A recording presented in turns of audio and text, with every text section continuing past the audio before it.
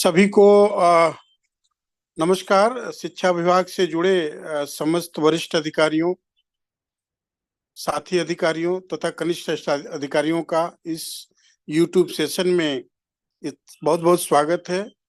इसके साथ साथ हमारे बेसिक एवं माध्यमिक विभाग के जो शिक्षक जुड़े हैं उनका भी इस कार्यशाला में बहुत बहुत स्वागत है।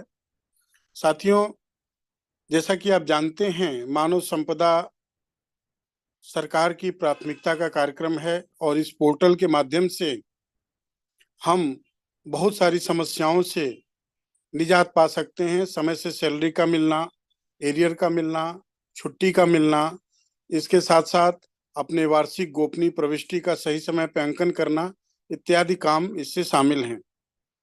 आप जानते हैं कि विभाग इसके लिए लगातार प्रयास कर रहा है और आपका भी समय से जागरूक होना, इसके बारे में समझना तथा समय से इसको लागू करना, ये हम सबका बहुत बड़ा दायित्व है। आप जानते हैं कि इस समय सबका वेतन हमारे मानव संपदा पोर्टल से आहरित हो रहा है, चाहे वो बेसिक के हों या माध्यमिक के शिक्षक हों या अधिकारी हों। इसके साथ साथ ये निर्णय लिया है सरकार ने कि हमारा जो, चाहे वो ट्रेजरी से सीधे न भी जुड़े हों विभाग, उनका भी वेतन आहरण मार्च माह का पोर्टल के माध्यम से ही किया जाए। इससे आप इसकी महत्ता समझ सकते हैं। इसके अलावा शासन ने 2023-24 की जो वार्षिक गोपनीय प्रविष्टि है, वो भी उसकी डेडलाइन दे दी है कि इसको इस समय सीमा के अंतर्गत मानव संपदा पोर्टल के माध्यम से व्यवहृत किया जाएगा कि कब अपना प्रतिवेदन देना है और कब उसको समीक्षक अधिकारी द्वारा लिखना है, इत्यादि इत्यादि। तो इन सब के दृष्टिगत ये आवश्यक हो गया है कि आज की जो कार्यशाला है, इसमें आप मुख्यतः 4 बिंदुओं पे चर्चा की जाएगी, जिसमें आपका जो पहला होगा वो आपका होगा आपके चल अचल संपत्ति के बारे में विवरण कैसे भरना है पोर्टल पे, ये एक्टिव कर दिया गया है। इसके बारे में जो दूसरा पार्ट होगा, उसके एसीआर कैसे लिखा जाए, इसके बारे में, अपनी वार्षिक गोपनीय प्रविष्टि कैसे लिखे जाए, इसके बारे में होगा। कुछ चेंजेज आए हैं, तीसरा पार्ट उस पे होगा आपके सैलरी मोड में, उसको कैसे भरना है। और जो आपका चौथा पार्ट होगा वो होगा आपका जो आपका एरियर है, उसकी हम एंट्री और उसको निकालने के लिए और उसको हम समय से दाखिल करने के लिए क्या प्रयास करेंगे। तो इस बारे में हमारे साथ मानव संपदा पोर्टल के स्टेट लेवल पे काम देख रहे हैं जो, और इसके साथ साथ हमारे जो एनआईसी पे काम देख रहे हैं, उन दोनों हमारे सज्जनों का इस मीटिंग में बहुत बहुत स्वागत है। शैलेंद्र जी इस काम को राज्य स्तर पे देख रहे हैं और इसके साथ साथ जो है सुनील यादव जी भी एनआईसी से इस काम को बखूबी देख रहे हैं। तो इन दोनों लोगों को मैं आमंत्रित करूंगा, खासकर शैलेंद्र जी को, कि ये उपरोक्त जो चारों बिंदु बताए गए हैं और जो इस समय महत्व के हैं, इसके बारे में हमारे जो शिक्षक हैं और जो हमारे अधिकारी हैं, उनकी जिज्ञासाओं को ट्रेनिंग के साथ शांत करने का प्रयास करें। शैलेंद्र जी।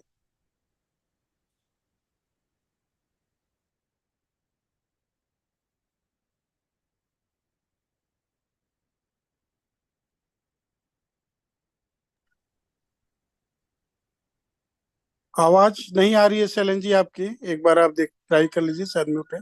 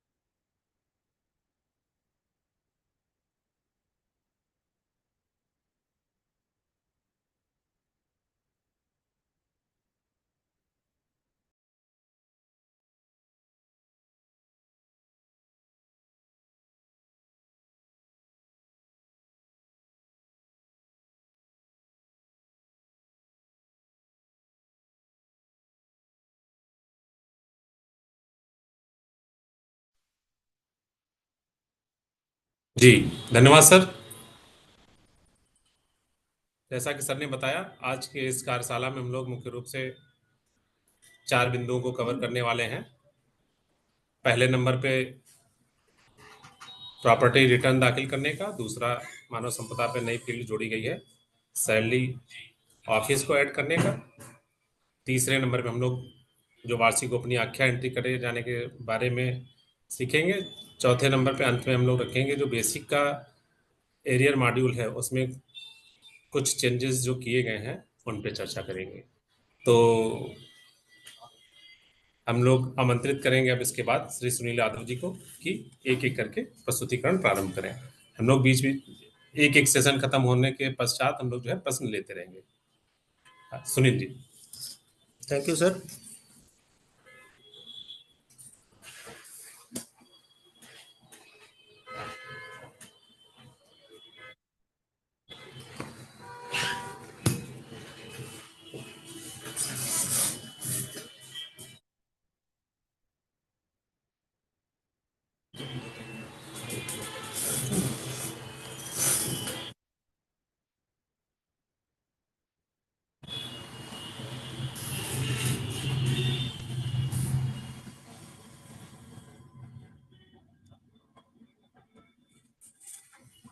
सबसे पहला प्रेजेंटेशन हम लोगों का है प्रॉपर्टी रिटर्न का। आप लोग प्रॉपर्टी रिटर्न कैसे भरेंगे, तो उसमें आप मानव संपदा की वेबसाइट खोलेंगे सबसे पहले। उसके बाद अपने पर्सनल आईडी से लॉगिन करेंगे। जैसे ही आप लॉगिन करेंगे तो उसमें पहला ऑप्शन आपको प्रदर्शित होगा जनरल ऑप्शन। जनरल में जब आप जाएंगे तो चौथा ऑप्शन आपको मिलेगा प्रॉपर्टी रिटर्न। उसमें आपको पहला ऑप्शन मिलेगा इमूवेबल प्रॉपर्टी रिटर्न और दूसरा मूवेबल प्रॉपर्टी रिटर्न। तो अगर आपको अचल संपत्ति का विवरण भरना है तो आप इमूवेबल प्रॉपर्टी में भरेंगे, और चल संपत्ति का विवरण भरना है तो मूवेबल प्रॉपर्टी रिटर्न में भरेंगे। और यदि आपके पास अचल संपत्ति नहीं है या चल संपत्ति नहीं है तो उसका भी डिक्लेरेशन आपको करना है। वो नो मूवेबल प्रॉपर्टी अगर आपको डिक्लेरेशन करना है तो नो मूवेबल प्रॉपर्टी में जाके डिक्लेयर करेंगे, और मूवेबल प्रॉपर्टी का डिक्लेरेशन करना है तो नो मूवेबल प्रॉपर्टी में डिक्लेयर करेंगे। उसके बाद जब आप डिक्लेरेशन कर देंगे और इमूवेबल प्रॉपर्टी या मूवेबल प्रॉपर्टी को भर देंगे तो उसके बाद आप पांचवें ऑप्शन से आप उसका प्रिंट निकाल सकते हैं, view and print property return option से।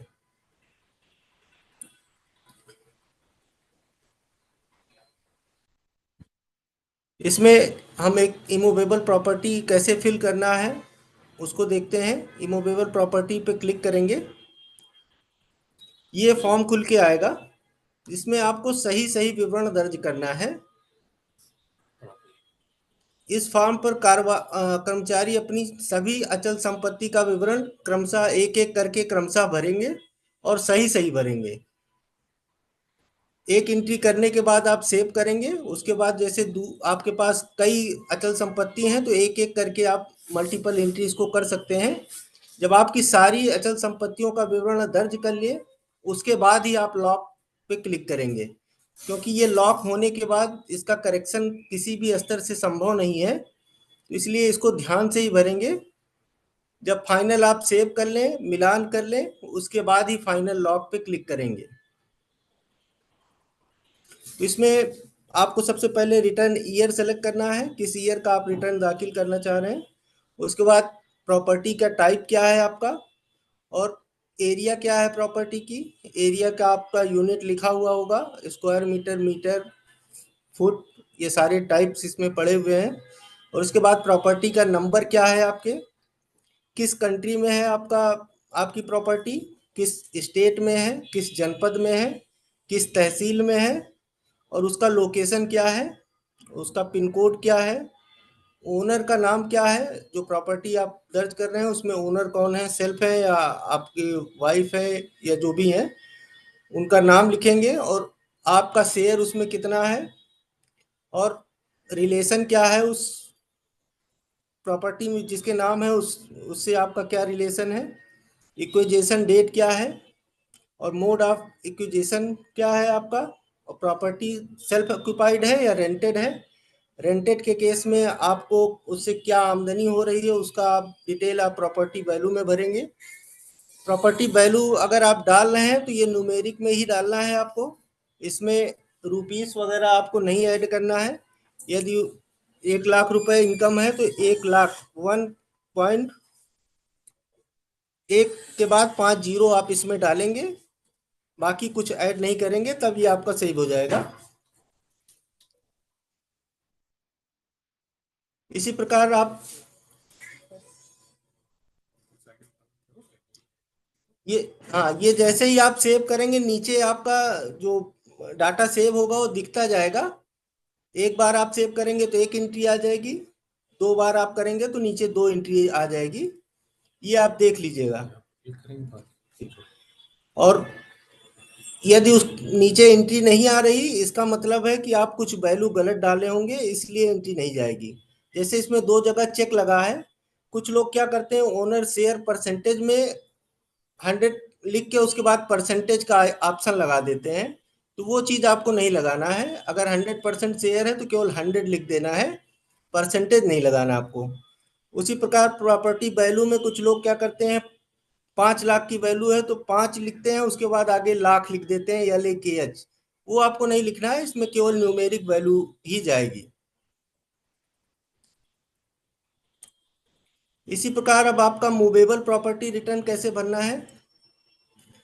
मूवेबल प्रॉपर्टी में भी आपको रिटर्न ईयर दिखेगा, आर्टिकल के टाइप में आपको दिखेगा आपका क्या है, गोल्ड है या शेयर है या इन्वेस्टमेंट, 3 ऑप्शन आएंगे आपको। उसमें से जो आपको फिल करना है वो सिलेक्ट कर लीजिए, और उसके बाद डिस्क्रिप्शन में आपको जो भी लिखना है उसमें डिटेल लिख सकते हैं। आपने वो शेयर कब खरीदा उसका परचेज डेट डाल देंगे, मोड ऑफ एक्विजिशन क्या था वो ड्रॉप डाउन में आपको मिलेगा, उस शेयर की वैल्यू क्या है वो डाल देंगे, और रिमार्क में आपको कुछ भी लिखना है वो आप रिमार्क में लिख सकते हैं। इसको भी आप मल्टीपल एंट्री कर सकते हैं, एक एक करके मल्टीपल, जितने आपके शेयर हैं या जितने आपके गोल्ड हैं वो आप एंट्री करके उसके बाद फाइनल लॉक करेंगे। जब आपकी डिक्लेरेशन हो जाए और एंट्री हो जाए तो आप प्यू प्रिंट प्रॉपर्टी रिपोर्ट के माध्यम से आप अपना रिपोर्ट देख सकते हैं। इसमें रिटर्न ईयर आप सिलेक्ट करेंगे और सबमिट कर देंगे, तो इस प्रकार की आपको रिपोर्ट मिल जाएगी। यदि आपके पास प्रॉपर्टी है तो उसकी डिटेल मिलेगी, यदि आपके पास प्रॉपर्टी नहीं है तो डिक्लेरेशन आपने किया होगा तो इस तरह का डिक्लेरेशन आपको मिल जाएगा। जैसे इस प्रिंट में दिख रहा है इन्होंने मूवेबल प्रॉपर्टी भरा है, लेकिन इमूवेबल प्रॉपर्टी में इन्होंने डिक्लेयर किया है कि मेरे पास कोई अचल संपत्ति नहीं है। तो इस प्रकार से आप अपनी प्रॉपर्टी का रिटर्न दाखिल कर सकते हैं। अब मैं सर को आमंत्रित करूंगा एक बार।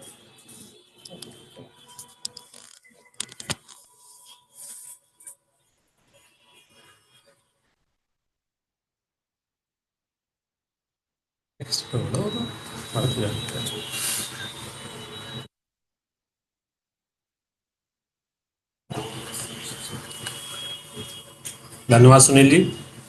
यहाँ पर बताना है कि जो ये हमारा चल संपत्ति का विवरण है, आर्टिकल टाइप में जितने भी तरीके के इन्वेस्टमेंट टाइप है सारे ड्रॉप डाउन में दिखेंगे हमारे, और उनमें से उपयुक्त का चयन करते हुए अलग अलग बार में अलग अलग आर्टिकल की एंट्री कर सकेंगे। बहुत ही आसान फॉर्मेट बनाया गया है, आराम से भर भी सकेंगे। हम लोग नेक्स्ट अपने आइटम पे चलते हैं, जिसमें हम लोगों ने जो है सैलरी ऑफिस की बात की थी। सैलरी ऑफिस भरे जाने का या उसके जो है फील्ड बनाए जाने का कारण ये रहा कि कुछ लोगों की, कुछ अधिकारियों के आईडी तो किसी अन्य कार्यालय में रखे जाने की आवश्यकता पड़ती है उनके दायित्व निर्वहन के चलते, परंतु उनकी सैलरी उनकी पोस्टिंग ऑफिस से जहां पर वो आईडी रख रहे हैं उससे इतर निकलती है। तो ऐसी समस्याएं ना रहें, आईडी जो है सही जगह जहां इस्तेमाल करना है, आईडी रोल निभाना है वहां पर आईडी रहे, और सैलरी भी उनकी बाधित ना हो, इसके लिए सैलरी ऑफिस फीड करने का ऑप्शन क्रिएट किया गया है। देखते हैं हम लोग कहाँ पे फीड करा जाएगा उसको।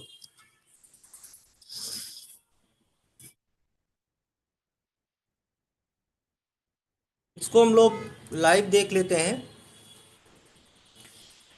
इसका विकल्प 2 जगह दिया गया है।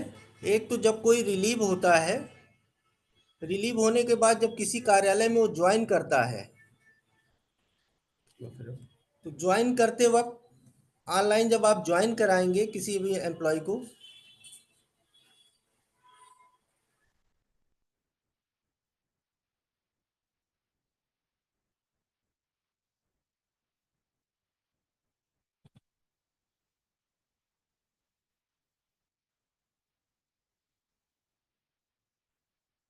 क्वेश्चन नोट करो, मुझे पता है उसको मीटिंग में क्वेश्चन नोट करो, देखो कमेंट करेंगे।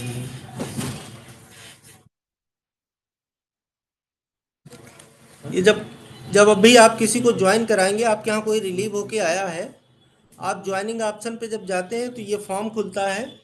इस फॉर्म में नया ऑप्शन जोड़ दिया गया है कि जो एम्प्लॉय आपके यहाँ ज्वाइन कर रहा है, हो सकता है वो आपके यहाँ कार्यरत हो, लेकिन उसका वेतन किसी अन्य ऑफिस से निकल रहा हो। उस केस में इस एम्प्लॉय का वेतन किस ऑफिस से निकलेगा, वो आपको यहाँ पे चयन कर लेना है कि किस डिपार्टमेंट के किस ऑफिस से इनका वेतन निकलना है। वो आप यहाँ से सेलेक्ट करके अपडेट कर देंगे। तो ये कर्मचारी तो आपके यहाँ रहेगा, इसकी सर्विस बुक आपके यहाँ रहेगी, इसकी रिपोर्टिंग आपके यहाँ रहेगी, लेकिन जो ऑफिस आप सेलेक्ट करेंगे कि इनका वेतन उस ऑफिस से निकलेगा, वो ऑफिस यहाँ पे आप डाल देंगे।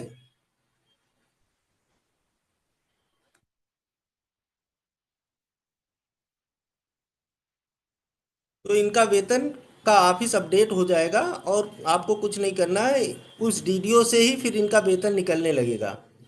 ये बेसिकली राजकीय कर्मचारियों के लिए ही करना है। जो टीचर अध्यापक हैं, परिषदीय अध्यापक हैं, उनके लिए आप बीआरसी ही इसमें सेलेक्ट करें, जो उनका ब्लॉक है वही ब्लॉक ही सेलेक्ट करना है। राजकीय कर्मचारियों के रिलीविंग ज्वाइनिंग में ये प्रक्रिया आपको अपनाना है। जैसे कि राजकीय कर्मचारियों का स्कूल लेवल पे पोस्टिंग होती है, तो जब आप उनको ज्वाइन कराएंगे तो उनका सैलरी ऑफिस आपको बीएसए ऑफिस सेलेक्ट करना है। यहाँ पे पोस्टिंग तो उनके स्कूल पे रहेगी, जो कि ब्लॉक के अंडर में रहता है, लेकिन उनका वेतन निकलता है बीएसए ऑफिस से। तो आप यहाँ बीएसए ऑफिस सेलेक्ट कर देंगे तो उनका वेतन बीएसए ऑफिस से निकल जाएगा, तो उसमें आपको कोई परेशानी नहीं होगी। और दूसरा एक ऑप्शन दिया गया है ऑफिस एडमिन पर।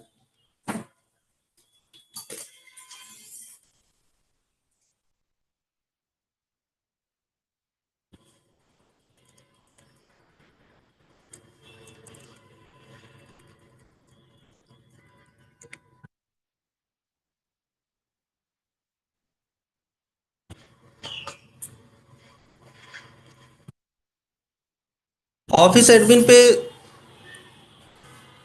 यहाँ से लिखा हुआ है update e salary code oblique PAN card.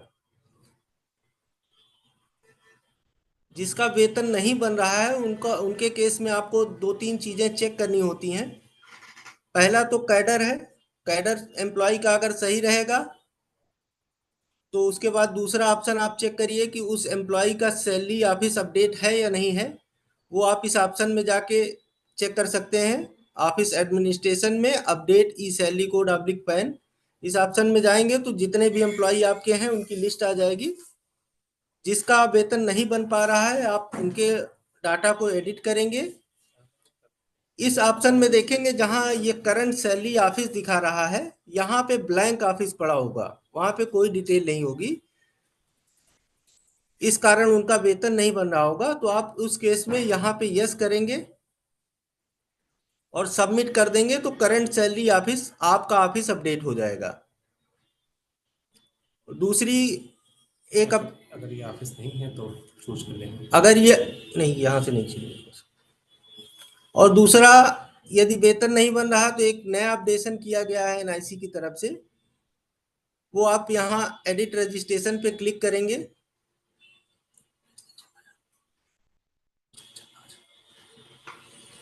Edit registration option पे ही नाम पे आप क्लिक करेंगे।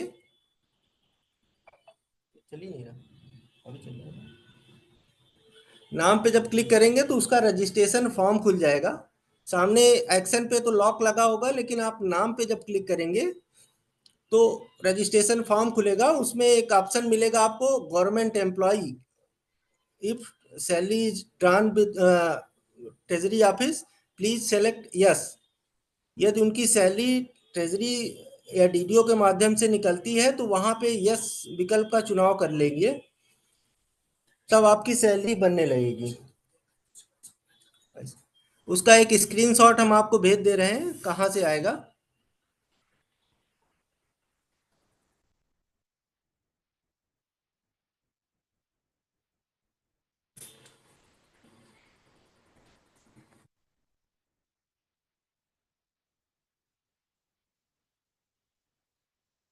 ये इस तरह का ऑप्शन आएगा, इसमें गवर्नमेंट एम्प्लॉई, उसके बाद ब्रैकेट में लिखा होगा select yes if salary drawn by treasury.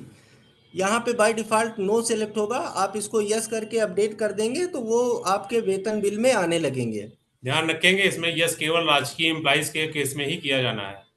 हाँ, जिनकी सैलरी आपकी डीडीओ से निकलती है। तो ये 3 चीज आपको मिलान करने हैं। एम्प्लॉय का कैडर सही होना चाहिए, सैलरी ऑफिस अपडेट होना चाहिए, और गवर्नमेंट एम्प्लॉय होना चाहिए, और उसका सैलरी कोड फिल होना चाहिए। ये चीजें अगर आप चेक कर लेंगे तो वेतन बनने में फिर कोई दिक्कत नहीं आएगी, जो समस्याएं आ रही हैं वो रिजॉल्व हो जाएंगी आपकी।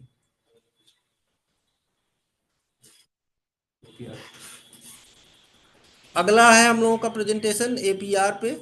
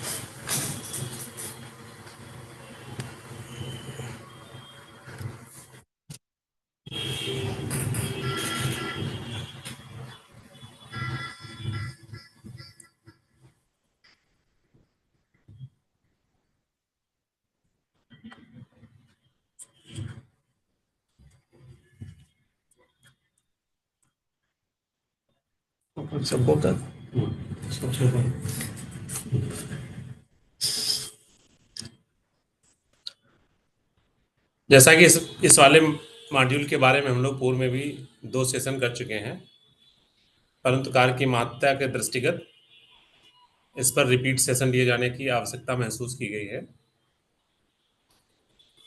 तो मुख्य रूप से इसमें जो स्टेप्स होते हैं वार्षिक गोपनीय आख्या मानव संपदा पोर्टल के माध्यम से ऑनलाइन भरे जाने के संबंध में, पहला तो ऑप्शन है ऑफिस एडमिन आईडी से असेसिंग, रिव्यूइंग और एक्सेप्टिंग ऑफिसर के फिक्सिंग के बारे में डिटेल में बताया जा चुका है पहले भी। अभी एक बार और दिखा देंगे उसका हम व्यू, किस प्रकार से असेसिंग, रिव्यूइंग, एक्सेप्टिंग ऑफिसर को फिक्स किया जाता है।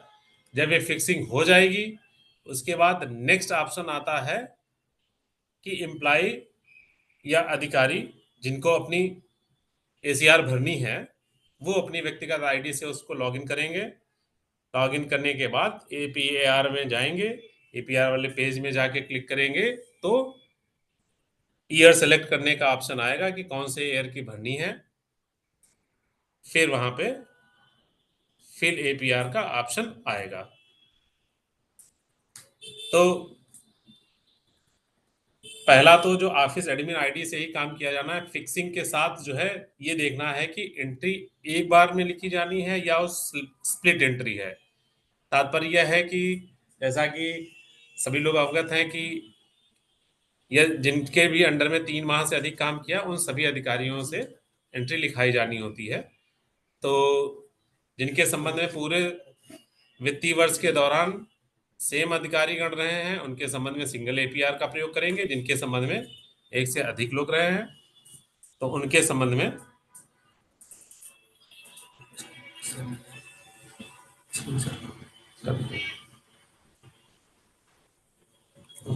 ये नहीं है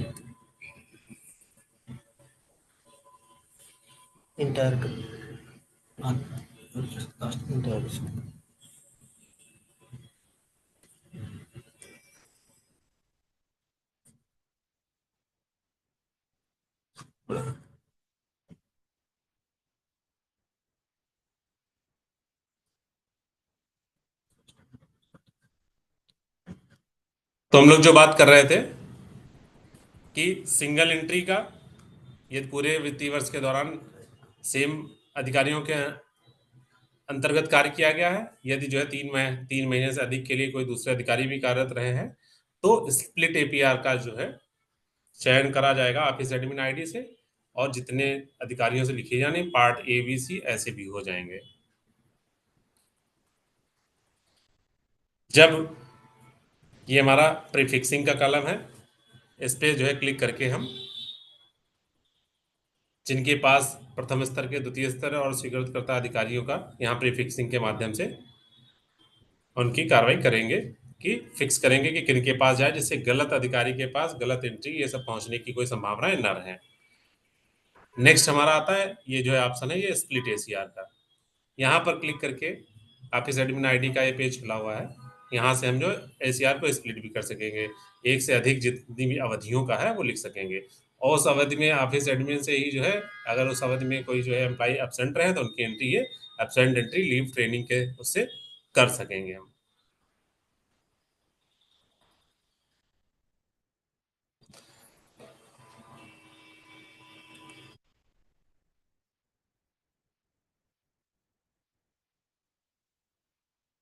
ये जो है प्रीफिक्सिंग के लिए, जैसे जब जो है ऑफिस एडमिन आईडी में क्लिक करेंगे और जो प्रीफिक्सिंग बटन पे जो क्लिक करेंगे एपीआर एसीआर प्रीफिक्सिंग, तो इस तरीके के पेज खुलेगा। उसमें ईयर सेलेक्ट करेंगे, फिर कब से कब तक के लिए ड्यूरेशन आ जाएगी, फिर हम सेलेक्ट करेंगे असेसिंग ऑफिसर को। यहाँ पर हम जो है सर्च पे क्लिक करेंगे। सर्च पे क्लिक करने के बाद हमारे पास ऑप्शन आएगा, दो ऑप्शन दिखेंगे कि जो है पोस्टिंग लिस्ट के माध्यम से अथवा एचआरएमएस कोड के माध्यम से। तो आसान तरीका ये होगा कि आपको उनके जो है एचआरएमएस कोड बताऊं, एचआरएमएस कोड डाल के फिर व्यू व्यू ऑप्शन पे क्लिक करेंगे तो आप पुष्टि भी कर लेंगे, डबल पुष्टि हो जाएगी कि हाँ वही अधिकारी को हम फिक्स कर रहे हैं। उसके बाद ओके कर देंगे, वो सेव हो जाएंगे। नेक्स्ट ऐसे रिव्यूइंग ऑफिसर को भी यहाँ सर्च बटन पे क्लिक करेंगे, फिर दोनों ऑप्शन वही दिखेंगे सेम कि एचआरएमएस कोड से पोस्टिंग ऑफिस से। अगर इन केस आपको एचआरएमएस कोड पता ही नहीं तब पोस्टिंग ऑफिस से सर्च करेंगे। पोस्टिंग ऑफिस से सर्च करने से इसलिए अवॉइड किया जा रहा है कि हो सकता है अब वो यहाँ पर ना हो, वो अधिकारी दूसरी कहीं जगह पे हो, इसलिए एचआरएमएस कोड के माध्यम से ही इनको प्रीफिक्स करने को आप जो है प्राथमिकता देंगे तो कार्य सरलता से हो सकेगा। ऐसे ही एक्सेप्टिंग ऑफिसर को भी चयन कर लेंगे। फिर ये है किस जिले के संबंध में कर रहे हैं, कौन सी रिपोर्टिंग ऑफिसर के संबंध में कर रहे हैं और किस कैडर के, एक साथ उस कैडर के सारे लोगों को किया जा सके। जैसे उस कैडर को करके और सबमिट पे क्लिक करेंगे तो यहाँ पर आपको जो है सारे उस कैडर के लोग नीचे प्रदर्शित होने लगेंगे कि ये एम्प्लॉइज हैं, इनके संबंध में ये जो है असेसिंग ऑफिसर, ये रिव्यूइंग ऑफिसर और ये एक्सेप्टिंग ऑफिसर फिक्स हो गए हैं। फिर भी यदि उनमें से एक आध को छोड़ना हो किसी कारण से कि इनके ये ऑफिसर नहीं रहेंगे किसी भी लेवल के, तो आप वहां पर जो है अनचेक कर सकेंगे। नीचे जैसे पहले वाले में चेक बॉक्स लगा हुआ है, इनके संबंध में रहेंगे और जिनको अनचेक कर देंगे उनके में से वो गायब हो जाएंगे। तो दोबारा ऐसे कर्मियों के संबंध में अलग से फिक्स कर सकेंगे अगर ऐसा कोई स्पेशल केस आपका बनता है तो। नेक्स्ट, जब ये स्प्लिट एसीआर का जो है आपका दिख रहा है, एपीआर का वर्ष दिख गया, एचआरएमएस कोड कौन सा है, कब से कब तक के लिए, फिर उनके असेसिंग ऑफिसर, रिव्यूइंग ऑफिसर और एक्सेप्टिंग ऑफिसर कौन से रहेंगे, उस पर सबमिट कर देंगे। नेक्स्ट ये आपका किन्हीं एम्प्लॉय के जो है ड्यूटी से एब्सेंस जो मार्क करने की बात हुई थी, उनकी एब्सेंस मार्क करनी है तो कब से कब तक थे, कारण क्या था एब्सेंस का, उस ड्रॉप डाउन में से सिलेक्ट करके ऐड कर देंगे और नीचे से उसको सेव करके एक बार जो है प्रीव्यू देख लेंगे, फिर लॉग भी कर देंगे, फिर उसके बाद चेंज नहीं हो सकेगा। अब नेक्स्ट स्टेप पे आते हैं, जब हमने प्रीफिक्सिंग कर ली, स्प्लिट एसीआर करनी थी तो स्प्लिट एसीआर का कार्य कर लिया, उसके बाद जो है अगर कोई एब्सेंस थी उसको भी मार्क कर लिया। इसके बाद जो एम्प्लॉइज को जो है डायरेक्शन दे देंगे, वो सारे सभी लोग अपनी जो है एंट्रीज को फिल कर सकेंगे, अपने लेवल पे अपने प्रदर्शन को अंकित कर सकेंगे। उसके लिए संबंधित एचआरएमएस कोड धारक को अपनी पर्सनल आईडी से लॉगिन करना पड़ेगा। लॉगिन करने के बाद कुछ इस तरीके का पेज प्रदर्शित होगा, यहाँ एसीआर एपीआर लिखा है, इस पे क्लिक करेंगे हम। उस पर क्लिक करने के बाद इस तरीके की नेक्स्ट स्क्रीन प्रदर्शित होगी। यहाँ पर पहला ऑप्शन दिख रहा है view oblique fill self appraisal. Self appraisal मतलब जो अपनी एंट्री लिखवाना चाहते हैं वो अपना जो है डिटेल भरेंगे। यहाँ असेस एपीआर मतलब ये ऑप्शन जो ब्लू कलर का दिख रहा है, ये हमारे पास किसी की एंट्री लिखी है और फर्स्ट जो है उसके असेसिंग ऑफिसर हम हैं, तो वो यहाँ पर दिखेगा ब्लू वाले मार्क में। नेक्स्ट, अगर हमारी स्थिति रिव्यूइंग ऑफिसर की है तो ऐसे केसेस यहाँ पे दिखेंगे ये रिव्यू एपीआर में। यदि हमारी स्थिति एक्सेप्टिंग ऑफिसर की है तो एक्सेप्ट एपीआर वाले कॉलम में ऐसे प्रकरण दिखेंगे। फिलहाल अभी तो रोल की बात करते हैं कि अभी हम जो है अपनी एंट्री भरने जा रहे हैं, अपनी एंट्री कराने के लिए प्रस्तुत कर रहे हैं अप्रेजल। तो ये व्यू / फिल सेल्फ अप्रेजल पे क्लिक करेंगे।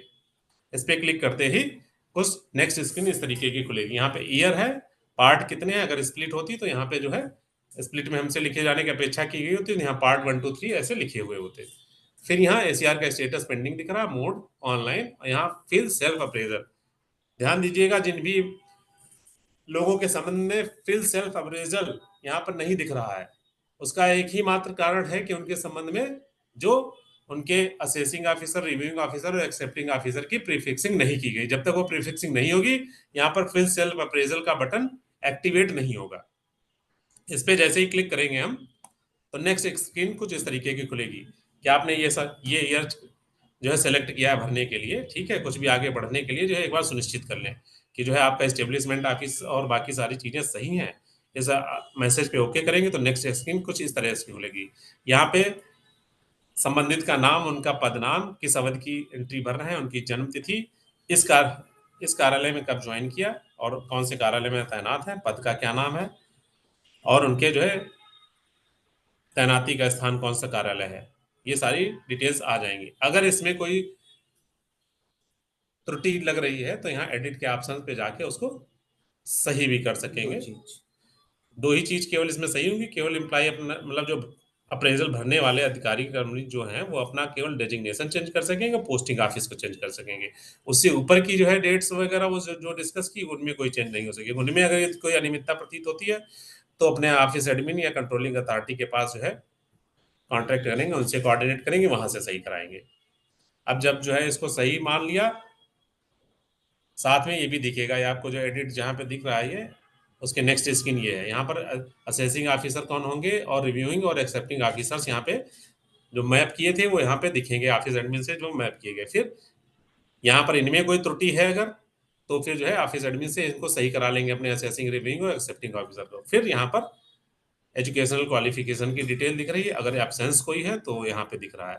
ये सारा कुछ चेक करने के लिए अगर ये सही पाया आपने तभी अप्रेजल भरें, अगर त्रुटिपूर्ण है तो पहले ऑफिस एडमिन आईडी से जो है अपने नियंत्रक कार्यालय से कोऑर्डिनेट करते हुए इन डिटेल्स को सही करा लेंगे, उसके बाद ही इसको भरेंगे। अब जब सही पाया तो ये जो चेक बॉक्स है यहाँ पे डाउनवर्ड्स जो एरो है उस पे चेक बॉक्स है, यहाँ पे क्लिक करेंगे। यहाँ पे क्लिक करने के बाद ये validate details to fill self appraisal, इसको क्लिक करेंगे, फिर प्रोसीड करेंगे आगे। अब ऐसा करते हुए डाटा सेव्ड सक्सेसफुली का जो है मैसेज आएगा और जो है आप ओके करेंगे तो नेक्स्ट स्क्रीन आपको डिस्प्ले होने लगेगी। नेक्स्ट स्क्रीन जब डिस्प्ले होगी उसमें जो हमारे सेल्फ अप्रेजल के जो क्वेश्चंस हैं वो दिखेंगे। पहला तो क्वेश्चन है brief description of duties, area of activities assigned या प्रोजेक्ट असाइंड। इसके बारे में पूरी चीजें भरेंगे। उसके बाद स्पेसिफाई टारगेट्स, ऑब्जेक्टिव्स, गोल्स। इसको हिंदी इंग्लिश दोनों में भर सकते हैं। हिंदी में भरेंगे तो केवल यूनिकोड में भरेंगे, ये चीज जी। यहाँ पर इसको जो है जो सेल्फ अप्रेजल रिपोर्ट है उसको हिंदी अथवा अंग्रेजी दोनों में भरा जा सकेगा, लेकिन हिंदी में भरने के लिए यूनिकोड फॉन्ट का ही इस्तेमाल करना होगा।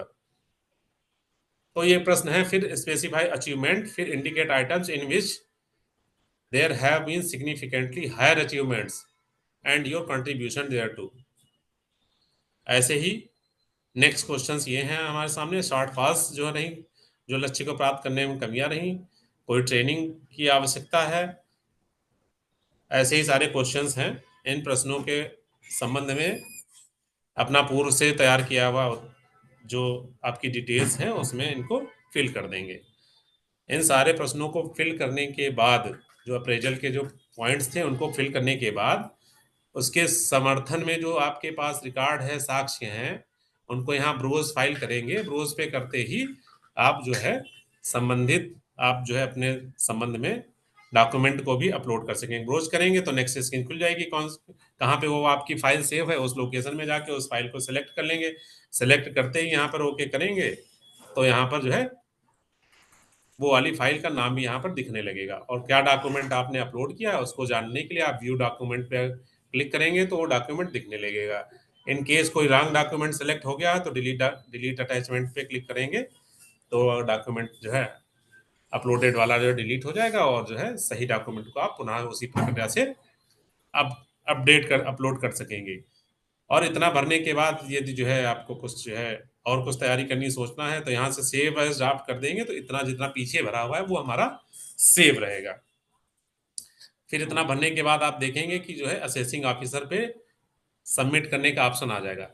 फिर एक बार आपको जो है यहाँ पर भी डिटेल दिखा रहा है कि असेसिंग ऑफिसर आपके कौन से सिलेक्ट हैं। यदि कोई गलत असेसिंग ऑफिसर सेलेक्ट हैं तो यहीं पर सेव एज ड्राफ्ट रखेंगे, आपका भरा हुआ रहेगा, लेकिन जो है आप ऑफिस एडमिन आईडी जहां पर भी है आपकी वहां से इसको सही करा लेंगे और करेक्ट असेसिंग ऑफिसर का नाम ही यहाँ प्रदर्शित होने लगे। तब उसको जो है फिर हम सबमिट टू रिपोर्टिंग पर क्लिक करेंगे। यहाँ पे जैसे क्लिक करेंगे इस पे तो हमें ये मैसेज प्रदर्शित होगा कि after submitting the data you can't edit APAR detail. इस पे ओके कर देंगे। अगर कैंसिल कर देंगे तो अभी कोई चेंजेस करने हैं तो पीछे जाके उसको चेंज कर सकेंगे। ओके कर दिया तो चेंजेस आपके जो है कंट्रोल के बियॉन्ड हो जाएंगे और जमा करने के लिए आ जाएगा। You are about to submit APR और किन के पास जमा हो रहा है यहाँ पर दिखने लगा। Are you sure? ओके करेंगे तो उनके पास सबमिट करने के लिए चला जाएगा। फिर आपको मैसेज आएगा कि जो है हाँ किन के पास सक्सेसफुली सबमिट हो गई आपकी APR का अप्रेजल। इस पे ओके कर देंगे तो आपका सबमिट हो गया। तो इतनी कार्यवाही जो है वो जिनके बारे में वो अपनी आख्या लिखी जा रही उनके द्वारा की जानी है। नेक्स्ट नंबर पे असेसिंग ऑफिसर का रोल शुरू होगा कि जिनके पास आपकी आख्या गई है। अब ऐसे अधिकारी अपना व्यक्तिगत लॉगिन करेंगे क्योंकि यहाँ पर्सनल आईडी पर ही ये सारी चीजें आएंगी, चाहे असेसिंग ऑफिसर की हो, चाहे रिव्यूइंग की, चाहे एक्सेप्टिंग की। जो भी उनका मानव संपदा कोड सिलेक्ट किया था उसी से लॉगिन करते ही वहीं पे दिखेगा। अब जब असेसिंग ऑफिसर के रोल पे जो है उसको क्लिक करेंगे तो यहाँ तो फिल करने वाली रोल था, यहाँ असेसिंग। अब जमा करने के बाद वो जो है संबंधित अधिकारी गण के पास यहाँ पर दिखेगा। इस पे जब क्लिक करेंगे असेस APR पे तो हमारे सामने कुछ ऐसी स्क्रीन खुलेगी। फर्स्ट ऑप्शन दिख रहा पेंडिंग APR, जिसपे जो है डाउनवर्ड्स एरो है। नेक्स्ट असेस्ड APR, जिनको निस्तारित कर चुके हैं, यहाँ रिपोर्ट्स दिखेंगी। फिलहाल तो जो अभी हमारे पास जो पेंडिंग केसेज हैं उनको देखने के लिए इस पे क्लिक करेंगे पेंडिंग APR पे तो नेक्स्ट स्क्रीन कुछ ऐसी खुलेगी। यहाँ पर हमें जो है लिस्ट भी दिखेगी कितने लोगों की पेंडिंग है हम पे, और जो है ज्यादा है अगर तो जिसकी निस्तारित करना चाहते हैं यहाँ पर HRMS कोड डाल के सर्च भी कर सकेंगे। सर्च करेंगे तो भी यहाँ पे नाम उतने तब सिंगल नाम ही दिखेगा। अदरवाइज अगर इससे सर्च नहीं कर रहे हैं तो सीधे सीधे सारे एम्प्लॉइज के नाम दिखेंगे। अब जिनका भी जो है आप जो है निस्तारित करना चाह रहे हैं, यहाँ पे जो है डाउनवर्ड्स एरो है, इसके नीचे व्यू लिखा हुआ है। जब हम व्यू पे क्लिक करेंगे तो जो भी डिटेल्स हैं जिन भी हमारे अधीनस्थ की आई है APR हमारे पास, उनके बारे में दिखने लगेगा कि क्या नाम है, ये सारी डिटेल्स दिखेंगी, कौन उनके असेसिंग रिव्यूइंग एक्सेप्टिंग ऑफिसर हैं, फिर एजुकेशनल क्वालिफिकेशन का एब्सेंटी पीरियड। नेक्स्ट उस पर देखेंगे तो सेल्फ अप्रेजल में एम्प्लॉय ने क्या क्लेम किया कि जो है जो भी गोल्स थे या पॉइंट्स हैं इस पे सेट पॉइंट्स हैं, उसमें एम्प्लॉय ने अपना अप्रेजल क्या प्रस्तुत किया है, वो सारे उनकी रिपोर्ट्स को पढ़ा जा सकेगा। पढ़ने के बाद जो भी जो है एप्लीकेंट ने जो डॉक्यूमेंट अपलोड किए हैं व्यू डॉक्यूमेंट क्लिक करके उनके साक्ष्यों को भी देखा जा सकेगा। ये सब देखने के बाद अब असेसिंग ऑफिसर का रोल होगा उनको अलग अलग पॉइंट्स पे उनको नंबर देने। नंबर 10 में से देने हैं। वो आपके पॉइंट्स यहाँ पर दिख रहे हैं। ऊपर फर्स्ट पार्ट में 4 पॉइंट्स हैं, नीचे जो है पार्ट्स में 6 पॉइंट्स हैं। इन सारे पर न्यूमेरिकल वैल्यू यहाँ पर लिखनी है। आउट ऑफ 10 कितने नंबर आप उन एम्प्लॉय को दे रहे हैं जिनकी आप असेस कर रहे हैं APAR, उनकी न्यूमेरिक वैल्यू यहाँ पे फिल करेंगे। इस तरीके से नंबर देने के बाद सेव एंड नेक्स्ट करेंगे तो आपके सामने ये दिखेगा। जो असेसिंग ऑफिसर का भी एक कमेंट आएगा कि ये जब ये आप सबमिट करने के बाद ओके कर देंगे अगर तो सबमिट हो जाएगा। उसके बाद आप कोई चेंजेस नहीं कर सकेंगे। यदि आपको कुछ फिर से देखना है, कोई न्यू में नंबरिंग में या जो मूल्यांकन किया उसमें कोई चेंजेस है तो उसको कर लेंगे। उसको करने के लिए कैंसिल पे करेंगे, अदरवाइज ओके पे क्लिक करेंगे तो नेक्स्ट पेज चला जाएगा और आज जो है डाटा सेव्ड सक्सेसफुली का मैसेज आ गया और ये जो रिव्यूइंग ऑफिसर थे उनके पास ट्रांसफर हो जाएगा। आप इनको जो है इस डिटेल को आप स्वयं असेसिंग ऑफिसर के तौर पे देखना चाहेंगे तो आप यहाँ पर असेस्ड APR जो ब्लू कलर का टैब है इस पे क्लिक करेंगे तो देख सकेंगे किनका किनका भेज चुके हैं। अब ये डाटा असेसिंग ऑफिसर के सबमिट करने के बाद रिव्यूइंग ऑफिसर के पास दिखने लगेगा। रिव्यूइंग ऑफिसर के पास जो केसेस पेंडिंग है रिव्यू करने के लिए वो यहाँ पर जो डाउनवर्ड्स एरो है इस पे क्लिक करेंगे रिव्यू APR पे। इस पे क्लिक करते ही ये आ जाएंगे। पेंडिंग एपीआर कितनी है, रिव्यूड कितनी है और रिपोर्ट्स का सेक्शन सेम है। तो हम अभी जो हमारे पास पेंडिंग है उनको निस्तारित करने के लिए पेंडिंग एपीआर पे क्लिक करेंगे तो इस तरीके की स्क्रीन खुलेगी। फिर उसी तरीके से HRMS कोड के माध्यम से अथवा लिस्ट में से जिनकी जो है एपीआर हम निस्तारित करने जा रहे हैं उनका जो है व्यू पे क्लिक करेंगे तो उनकी डिटेल्स आ जाएंगी। यहाँ पर डिटेल्स में पूर्व की भांति पर्सनल इन्फॉर्मेशन भी जो पीछे दिख रही थी अभी असेसिंग ऑफिसर में दिखाई थी वो दिखेगी। फिर एम्प्लॉय ने या जो अप्लीकेंट ने अपना सेल्फ अप्रेजल क्या भरा है वो दिखेगा। उसके बाद इस तरीके से तीसरा पेज ये दिखेगा कि जो है असेसिंग ऑफिसर ने उनको क्या मार्किंग की है वो मार्किंग देख सकेंगे। इस मार्किंग को देखने के बाद जो नेक्स्ट ऑप्शन इन्हीं के पैरेलल आपको दिखेगा रिव्यू ऑफिसर का, ये ब्लैंक कॉलम दिख रहा है। यहाँ पर असेसिंग ऑफिसर ने जो दिख रहा है 10-10 नंबर दिए हुए हैं। रिव्यू ऑफिसर अपने जो है मार्किंग यहाँ पर अंकित करेंगे जो इस तरीके से दिखेगी।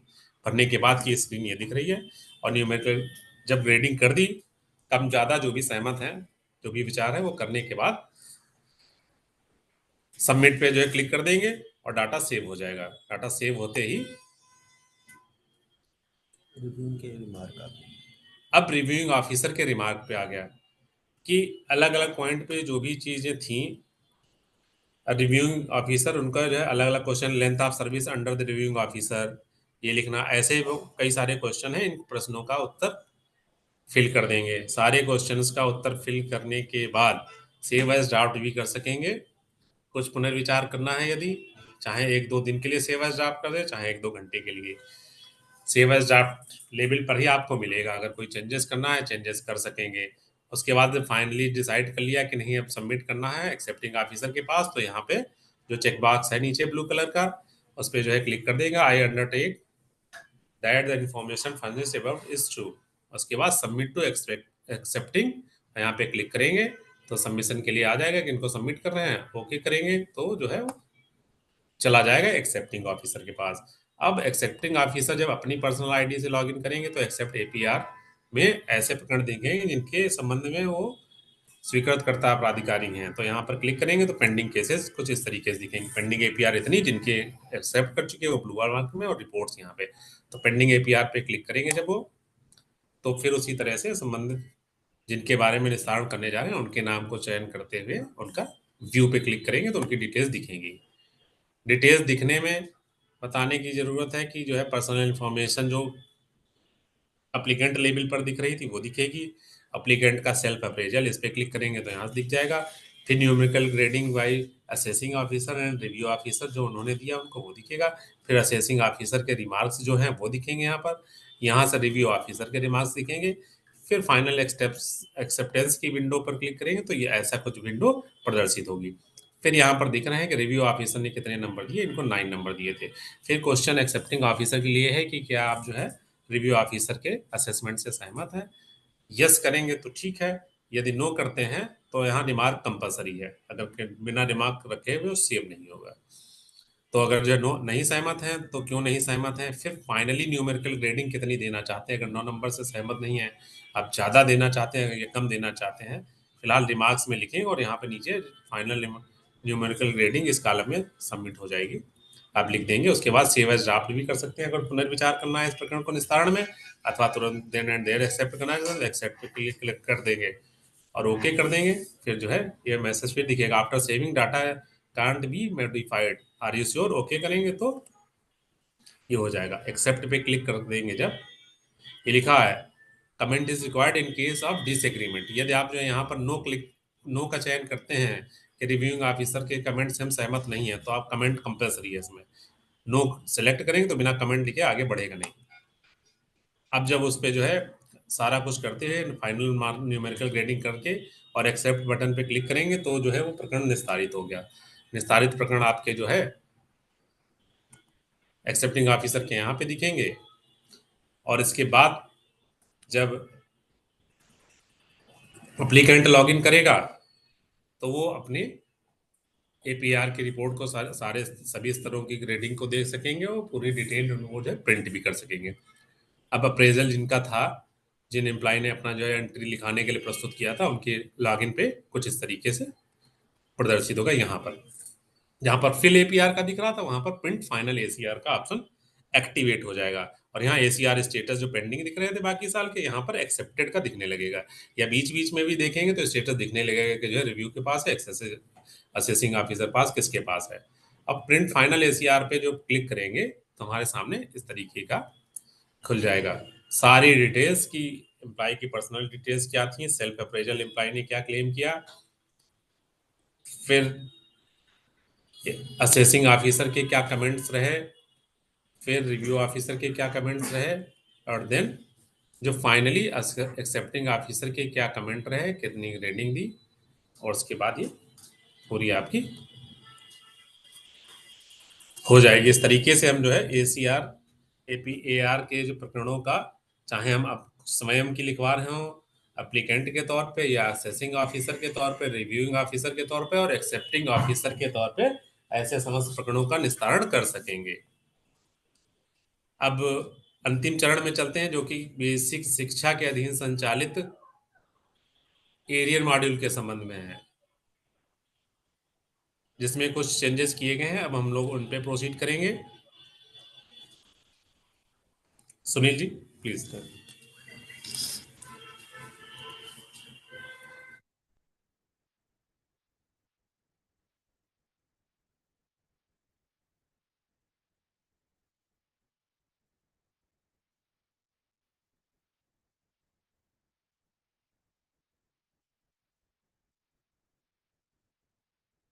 चेंजेस किए गए वही बोलो बता। जी सर। एरियर मॉड्यूल पहले से ही हमारा चल रहा है, इसमें कुछ चेंजेस किए गए हैं जिसके बारे में ये बताना है। एम्प्लॉय एरियर जब अप्लाई करेगा तो अप्लाई एरियर के माध्यम से वो अप्लाई करता है, अपनी आईडी से लॉगिन करेंगे और उसके बाद आप ऑनलाइन रिक्वेस्ट में एरियर मॉड्यूल मिलेगा, वहाँ पे आप अप्लाई एरियर के माध्यम से अपना एरियर अप्लाई कर सकते हैं। और उसका स्टेटस लास्ट में जो बटन है एरियर स्टेटस, उसके माध्यम से आप उस आवेदन का स्टेटस देख सकते हैं कि आपका एरियर अप्रूव हुआ, पेड हुआ या क्या हुआ, वो आप स्टेटस के माध्यम से देख सकते हैं। जब एरियर अप्लाई करते हैं तो इस तरह का फॉर्म खुल के आ जाएगा है। इसमें आपको एरियर टाइप में क्या एरियर लेना है, कौन सा एरियर लेना है,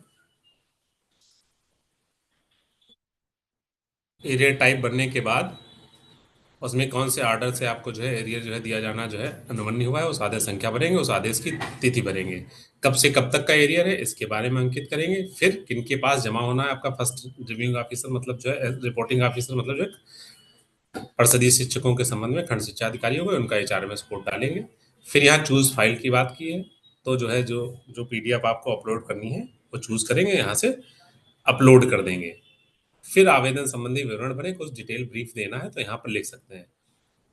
यहाँ पर ध्यान दिलाना है कि अभी हाल ही में शायद 15 दिन हुए होंगे, वित्त नियंत्रक महोदय जो उत्तर प्रदेश बेसिक शिक्षा परिषद के, उनके द्वारा समस्त प्रकार के एरियर के टाइप वाइज निर्देश निर्गत किए गए, किस तरीके के एरियर के संबंध में किन के स्तर से क्या कार्रवाई की जाएगी, आवेदक के स्तर पे कौन कौन से डॉक्यूमेंट अपलोड किए जाएंगे, जो है खंड शिक्षा अधिकारी महोदय के स्तर पे क्या कार्रवाई की जाएगी, और एओ बेसिक महोदय के स्तर पे क्या कार्रवाई की जाएगी। ये कौन कौन से डॉक्यूमेंट अपलोड करने हैं आपको पहले से पता होगा, किस टाइप का आप एरियर अप्लाई कर रहे हैं, उसके सापेक्ष रिलेवेंट समस्त डॉक्यूमेंट्स को अपलोड करके ही अप्लाई करें, जिससे कि जो है उसमें रिजेक्शन या वापस आने की संभावनाओं को जो है मिनिमाइज किया जा सके।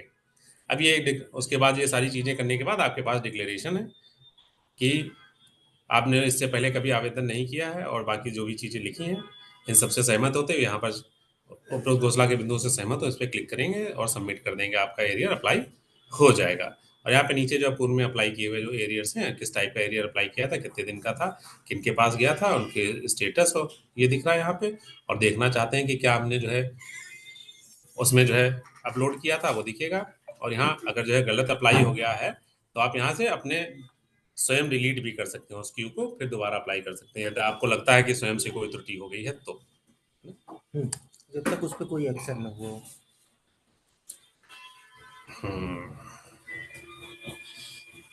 दूसरा ऑप्शन, अब व्यू एरियर स्टेटस को जो है देखना चाहते हैं, व्यू एरियर स्टेटस पे क्लिक किया तो जितने भी प्रकार के आपने जो है जितनी भी बार अप्लाई किया था, जैसे फर्स्ट वाला है अदर टाइप का एरियर था, रिजेक्ट किया जा चुका ये दिख रहा है। फिर जो है पेंडिंग है अभी तो ये दिख रहा है, और फिर रिजेक्ट है तो रिजेक्ट क्यों है उसके कारण यहाँ पे दिख रहे हैं। सर्च बटन पे क्लिक करके पूरी डिटेल में देख सकते हैं। यहाँ पे जो व्यू ऑफिस कमेंट जो दिख रहा है, इस पे जो है जो लेंस जैसा दिख रहा है, इस पे क्लिक करेंगे तो इस प्रकार से डिटेल्स खुलेगी। कार्यालय द्वारा जो है कार्यालय द्वारा वापस एरियर जो है उन पे जो है नवीन संलग्न अपलोड करके नया मॉडिफिकेशन आया है, अपलोड करके फिर डिटेल्स दें। ठीक है, ऐसा करके आप जो है उसको जो वापस आए हैं उनको भी दोबारा से भेज सकेंगे, यही ना। फिर वो क्यू में ऊपर ही रहेगा। इस प्रकार से जब से अप्लाई किया था जो है खंड शिक्षा अधिकारी महोदय के स्तर पर वो ऊपर ही आपका जो दिखेगा, पीछे से ही उसकी ड्यूरेशन जुड़ेगी। तो जब वापस किए जाने, रिजेक्ट नहीं किया गया, अगर वापस किया गया तो यहाँ पे आपको दिखेगा, और उसमें जो है आवश्यकता अनुसार जो कहा गया वो जो है कमी दूर करके दोबारा उसको सबमिट कर देंगे। नेक्स्ट ये है हमारा खंड शिक्षा अधिकारी के स्तर पे क्या जो है चेंजेस हुए हैं उस पे आते हैं। जैसे जो है एरियर का आप जानते हैं कहाँ पर से दिखता है। नेक्स्ट आ गया उनके पास पेंडिंग एरियर रिक्वेस्ट जो है वो ये है कि किसके संबंध में है, क्या है, सारी डिटेल्स पुरानी ही है। पेंडिंग जो है स्टेटस है, फाइल पे व्यू पे जब क्लिक करेंगे तो व्यू पे क्लिक करते ही ऐसी कुछ जो है स्क्रीन खुलेगी। यहाँ पर खंड शिक्षा अधिकारियों के स्तर पर 2-3 मेजर चेंजेस किए गए हैं, बहुत ध्यान से समझने का प्रयास करेंगे। ये तो सारी डिटेल्स हो गई किस संबंध में किसका एरियर क्या है, सारी चीजें आ गई यहाँ पे। अब यहाँ पर जो है एक पहला ग्रीन टैब जो दिख रहा है व्यू एम्प्लॉय एरियर हिस्ट्री, यहाँ पर जब क्लिक करेंगे तो इससे पहले जो है कौन कौन से एरियर अप्लाई किए हैं वो दिखेंगे। फिर अगर किए होंगे तो दिखेंगे, अदरवाइज नो डाटा फाउंड का मैसेज प्रदर्शित होगा। चेक एरियर डिमांड डुप्लीकेसी, अगर सेम टाइप के एरियर के सेम ड्यूरेशन के लिए और सेम टाइप के एरियर के लिए दोबारा अपना आवेदन कर दिया है या नहीं किया है, डुप्लीकेसी चेक करनी तो यहाँ पे क्लिक करेंगे, डुप्लीकेसी को यहाँ पर दिखा देगा। फिर व्यू एरियर ऑफिस कमेंट, यहाँ पर क्लिक करेंगे अगर तो जो कमेंट्स जो है यदि लेखाधिकारी महोदय के कार्यालय से आपको वापस किया गया तो यहाँ पर वहाँ के जो कमेंट्स हैं क्या कहना चाह रहे हैं वो यहाँ पर आपको दिखेगा। नेक्स्ट ऑप्शन आपको दिख रहा है अपलोड डॉक्यूमेंट इफ रिक्वायर्ड। मान लीजिए लेखाधिकारी महोदय के कार्यालय से कुछ ऐसा ऑब्जेक्शन लगा है कि ये जो है आर्डर संलग्न नहीं है, ये संलग्न नहीं है, और आपके ऑफिस में उसका रख रखाव किया जाता है और उपलब्धता है, तो ऐसा ऑर्डर अपने स्तर से ही अपलोड कर देंगे, उसको जो है संबंधित एप्लीकेंट के पास वापस भेजे जाने की आवश्यकता नहीं होगी। तो इसलिए जो है ये नया जोड़ा गया है। फिर वेरीफाई सर्विस हिस्ट्री डिटेल, यहाँ पर से जो है क्लिक करेंगे, अगर ऐसा जो ऊपर जो बताया गया कि किस संबंध में मान लीजिए जो है एरियर मांगा गया जो है चयन वेतनमान के संबंध में, तो यहाँ पर जब क्लिक करेंगे, यहाँ पर वेरीफाई सर्विस में ड्रॉप डाउन पे क्लिक करेंगे तो यहाँ पर क्या जो है वास्तव में उनके स्वीकृत भी है कि ऐसे ही मांगा हुआ है, तो सर्विस हिस्ट्री में एंट्री भी जरूर होनी चाहिए। तो यहाँ पर सर्विस हिस्ट्री में एंट्री है कि नहीं है यहाँ से देख सकेंगे। अगर एंट्री नहीं है तो संबंधित खंड शिक्षा अधिकारी कार्यालय के जिम्मेदारी होगी कि वो जो है उनकी संबंधित उसकी एंट्री कर दें यदि वास्तव में स्वीकृत है तो। नेक्स्ट है इनका are you agree with claim, यहाँ पे ड्रॉप डाउन देखेंगे तो अलग अलग ऑप्शंस दिखेंगे। फिर यहाँ कमेंट का ऑप्शन है, तो ड्रॉप डाउन में क्या क्या ऑप्शन दिखेंगे उसकी हम बात करते हैं। एरियर हिस्ट्री बना के नहीं लाया, हिस्ट्री है अगर हिस्ट्री है, इस पे क्लिक करेंगे जो हिस्ट्री खुल के आएगी उसका स्क्रीनशॉट। और कोई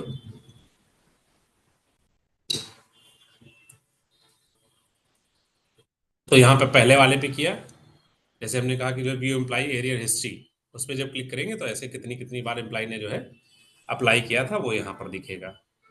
नेक्स्ट जो है उस पर चलते हैं, अगर हमने फिर पेंडिंग रिक्वेस्ट के कॉलम पे आ गए, पे आ गई। अब उसमें जो है जो हमारा पहली क्यू पहले ही निपटानी पड़ेगी, दूसरे नंबर पे जिनका दिख रहा है उनका बाद में, बिना ऊपर वाली क्यू को निपटाए हुए उसको निस्तारित किए हुए आगे नहीं जा सकेंगे। यहाँ पर हमारा जो are you agree with the claim, यहाँ पर आपको 3 ऑप्शंस मिलेंगे। आप यस कर सकते हैं तो नीचे का ऑप्शन आपको जो पहले सारे ऑप्शन एक्टिव रहते थे नीचे टैब, अगर यस करेंगे तो नीचे केवल फॉरवर्ड का टैब आपको प्रदर्शित होगा। यदि दूसरा ऑप्शन होगा आपके पास नो, जब नो पे करेंगे आप उस क्लेम से सहमत नहीं है तो आपके पास जो है ऑप्शन केवल आएगा return to employ for correction. और वो क्यू वापस जो है एम्प्लॉय के पास, संबंधित एप्लीकेंट के पास दिखने लगेगी। तीसरा ऑप्शन आपको दिखेगा वहां पर जो ड्रॉप डाउन में कि संबंधित अवधि का देय का भुगतान पूर्व में ही किया जा चुका है। जब उस ऑप्शन को हो सकता है कि पेमेंट हो चुका हो और दोबारा अप्लाई हुआ हो, तो यहाँ पर जो है उस ऑप्शन को जब सेलेक्ट करेंगे आप तो ऑप्शन में केवल आएगा नीचे रिजेक्ट का ऑप्शन। यहाँ पर ये बताना है कि ये रिटर्न टू एम्प्लॉय का जो है ऑप्शन लेते हैं, नो करते हैं, are you agree with the claim, इसमें नो ऑप्शन का चयन करेंगे तो रिमार्क में आपको कहा गया है कि रिटर्न करने की स्थिति में समस्त कमियां आबलिक आपत्तियां एक ही बार में अंकित करें। जो भी आपको प्रकरण में जो जो कमियां समझ में आ रही हैं सारी कमियों को एक साथ इंगित कर देंगे। अब दोबारा क्यों आएगी उसमें अलग कमियां होंगी वो दूसरी बात, लेकिन पहले से ही जो कमियां समझ में आ रही हैं उनको एक साथ में ही इंगित कर देना है। उसके बाद जो है बताया कि जो अलग अलग केस में अलग अलग ऑप्शंस आएंगे, जब आप करेंगे यदि आपने रिजेक्ट कर दिया तो क्यू खत्म हो जाएगी, यदि आपने रिटर्न कर दिया तो एम्प्लॉय को दिखने लगेगा, एम्प्लॉय अपनी कमी को दूर करके वापस भेजेंगे। तो यदि आप सहमत हैं, यदि आपने एम्प्लॉय के पास से देखा कि जो है कुछ डॉक्यूमेंट में कहीं तो अपलोड डॉक्यूमेंट के ऑप्शन से आप जो है डॉक्यूमेंट भी एडिशनल अपलोड कर सकते हैं और यस करते हुए फिर फॉरवर्ड का ऑप्शन दिखेगा, लेखाधिकारी महोदय के पास फॉरवर्ड कर देंगे। अब जब एओ ऑफिस में फॉरवर्ड हो जाएगा तो एओ ऑफिस में लॉगिन करेंगे, वहां पर ऐसे ही कुछ विंडो प्रदर्शित होती है। ये सारे जो है उनके पास भी एओ ऑफिस में सारे दिखेंगे क्यू कितने कौन से उनके उनके लिए भी यही है कि जो ऊपर दिखने वाला पहले क्यू निस्तारित करनी है। व्यू पे क्लिक करेंगे तो उनका दिखने लगेगा डिटेल। अब ये पहले तो एरियर जो है रिक्वेस्टर मतलब अप्लीकेंट की डिटेल्स दिख रही हैं। फर्स्ट जो रेड कलर से मार्क लिखा और सेकंड लिखा फॉरवर्डिंग ऑफिसर ने क्या कहा, कौन थे क्या। नेक्स्ट स्टेप पे जो है यहाँ पर आता है, फिर वही बात है कि जो है हिस्ट्री देख सकते हैं कि कितनी बार अप्लाई किया है संबंधित एम्प्लॉय ने। दूसरा जो है ये सेम टाइप का एरिया दोबारा तो नहीं अप्लाई कर दिया, यहाँ देख सकेंगे। फिर व्यू एरिया ऑफिस कमेंट, पिछले ऑफिस के कमेंट को यहाँ से व्यू कर सकते हैं। फिर यहाँ पर जो है दो ही ऑप्शन इनको दिख रहे हैं यहाँ पे ये ऑफिस के लिए। अगर ये सहमत है क्लेम से तो अप्रूव कर देंगे, अदरवाइज यहाँ पर अपने जो है जो भी कुछ इनको भी बताना है कि क्या कमी है तो सारी कमियों को एक ही बार में इंगित करना है और रिटर्न टू प्रीवियस ऑफिस पे ये क्लिक करेंगे तो इनके द्वारा जो है क्लिक करते ही वो पुनः बीओ कार्यालय पे दिखने लगेगा। इस प्रकार से प्रकरणों का निस्तारण किया जा सकेगा।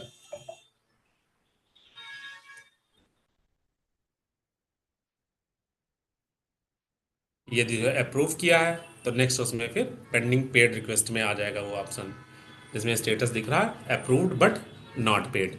जब इस पे व्यू पे क्लिक करेंगे फिर उसी तरीके से डिटेल दिखने लगेगी। अब यहाँ पर जो है उनके बारे में आएगा कि जो यूटीआर नंबर जो है या एरियर बिल संख्या भरें, स्वीकृत जितनी धनराशि उनके संबंध में वो करें और यहाँ कमेंट लिखने की और एरियर भुगतान करें पे क्लिक करेंगे तो पेड एंट्रीज में उनकी क्यू दिखने लगेगी, वहां से पेंडेंसी से हट जाएगा।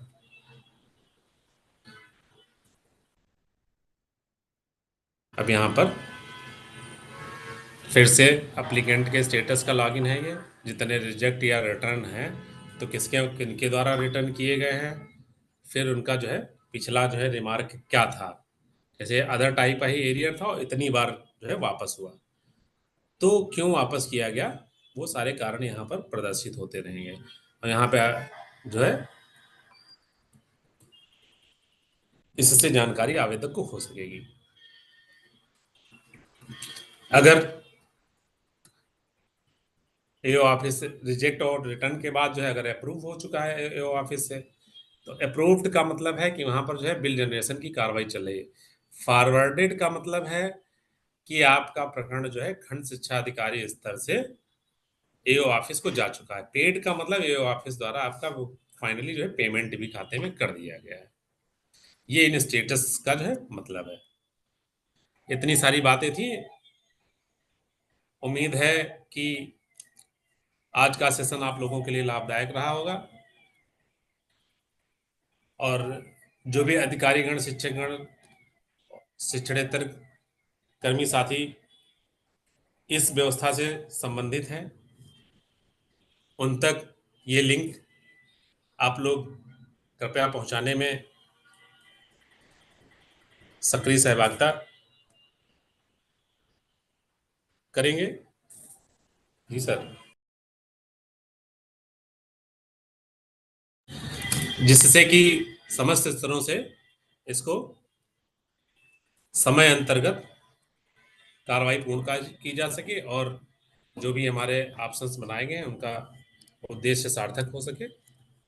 अब हम लोग इस कार्यशाला के समापन की ओर हैं। मैं सर को आमंत्रित करूंगा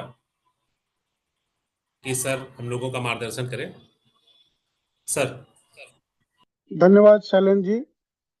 जैसा कि आपने देखा कि हम लोगों ने 4 विषयों पर चिंतन मनन किया, जिसमें अधिकारियों के लिए 2 मुख्य विषय थे, जिसमें एक था तो चल अचल संपत्ति का विवरण भरना और दूसरा था एसीआर को सबमिट करना, अपने उच्च अधिकारियों से लिखवाना, जिसके लिए शासन से भी निर्देश जारी हो गए हैं कि कौन सा अधिकारी किसका एसीआर लिखने के लिए पात्र है।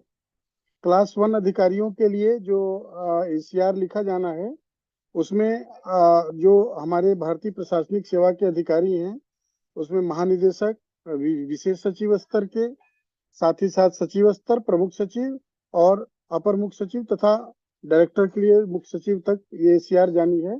तो जिनके आईडी बनाने की प्रक्रिया, एक विभागीय आईडी इनके बनाने की प्रक्रिया के लिए पत्रावली गतिमान हो गई है। शेष जो क्लास 2 स्तर के अपने अधिकारी हैं, उनके लिए अभी वो अपना एसीआर दाखिल कर सकते हैं 22-23 का भी, और 23-24 के लिए नई गाइडलाइन आपको जारी हो जाएगी, मिल जाएगी। शासन स्तर पे निर्णय हो गया है कि 30 जून 24 तक जो है संबंधित अधिकारी और शेष लोग अपना एसीआर सबमिट करेंगे और अक्टूबर तथा दिसंबर में जो उनके 2 आगे के अधिकारी लिखेंगे, उनके लिए समय सीमा तय की गई है। तो इसमें अपनी अपनी क्वेरी जिनकी भी होगी वो उस ग्रुप पे पोस्ट कर देंगे, उनका जवाब दिया जाएगा।